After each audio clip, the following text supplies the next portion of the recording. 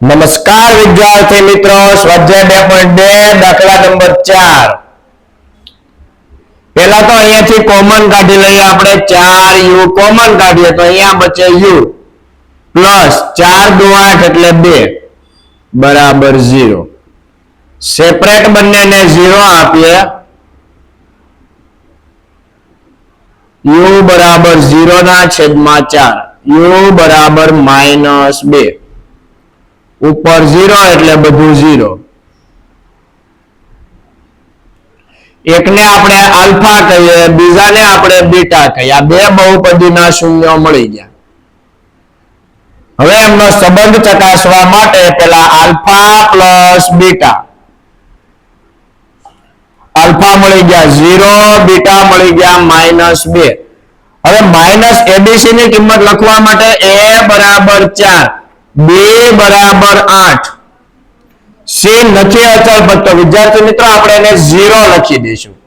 -2 એટલે -8, એની કિંમત છે 4.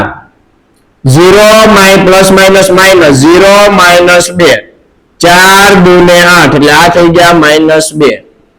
-2 બરાબર -2.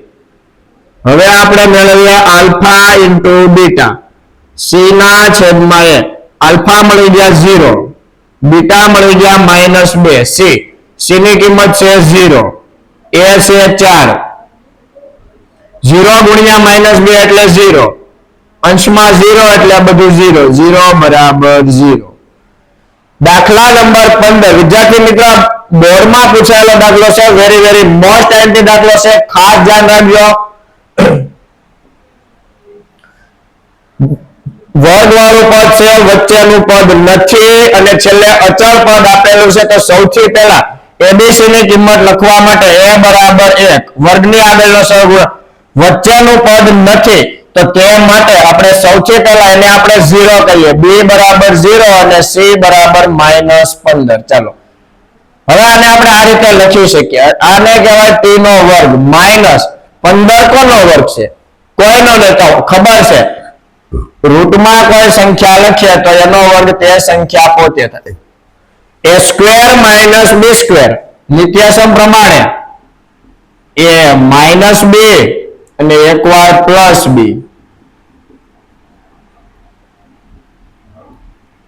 t -√15 બરાબર 0,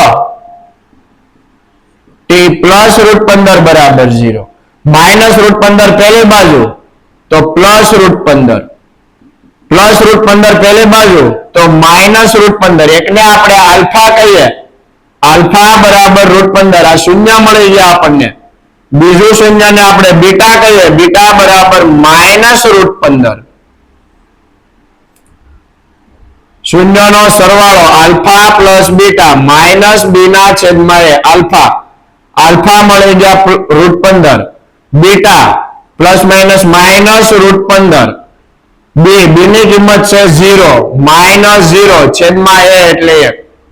+√15 માંથી -√15 કાઢ્યું એટલે 0, 0 માંથી 0 કાઢ્યું એટલે સોરી અંશમાં 0 એટલે બધું 0, માઇનસ પ્લસ હોય તો એ બધું 0. આલ્ફા બીટા મેળવીએ. c ના છેદમાં a. Alpha √15, beta -√15.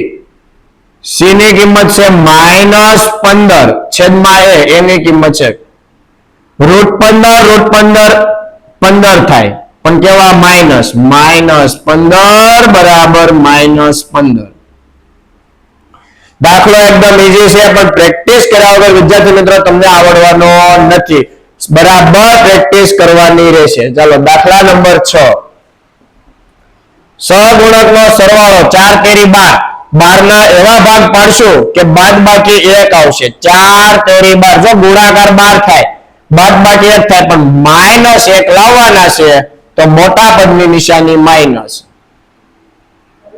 -4x + 3x - 4 બરાબર 0.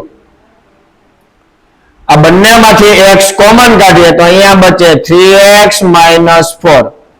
અહીંયા તો સેમ છે એટલે +1 કોમન કાઢીએ, 3x - 4 બરાબર 0.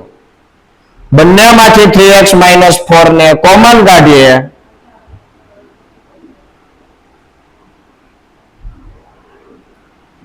સેપરેટ 0 આપી દઈએ. x બરાબર -4 પહેલી બાજુ તો +3 છેદમાં +1 પહેલી બાજુ, એકને આપણે આલ્ફા કહીએ, બીજાને આપણે બીટા કહીએ. બીટા બરાબર -1.